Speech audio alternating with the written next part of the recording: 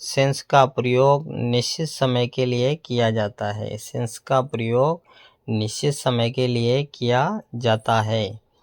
Example first, they have been living in this house since 1980।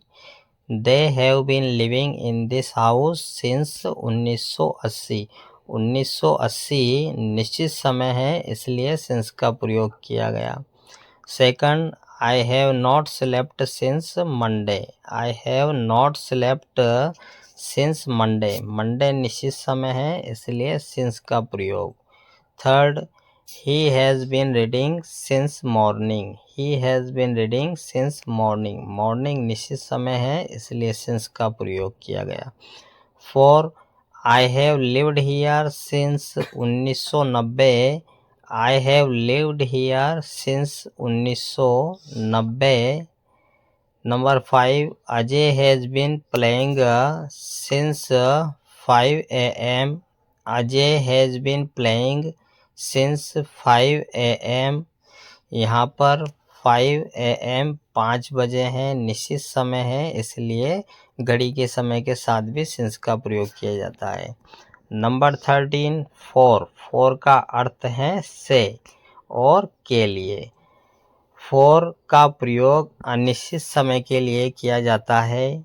Four का प्रयोग अनिश्चित समय के लिए किया जाता है।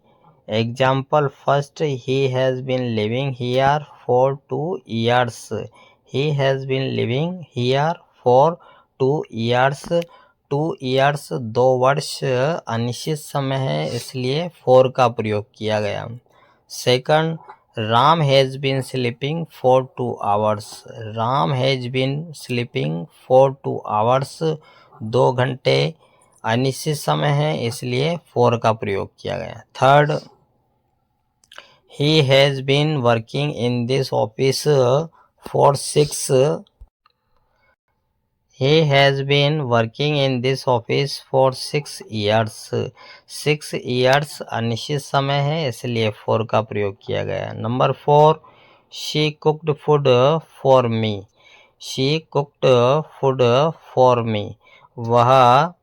उसने मेरे लिए भोजन बनाया। उसने मेरे लिए भोजन बनाया। यहाँ पर के लिए के अर्थ में फोर का प्रयोग किया गया। 5, I bought this pen for 5 rupees। I bought this pen for 5 rupees। मैंने यह पेन 5 रुपए में खरीदा। 6, this house is for sale। This house is for sale। यह घर बेचने के लिए है। के लिए के अर्थ में फोर का प्रयोग। Number 7, this water is for drinking. This water is for drinking. यह पानी पीने के लिए है। के लिए के अर्थ में four. Number 8, I have not done it for many days. I have not done it for many days.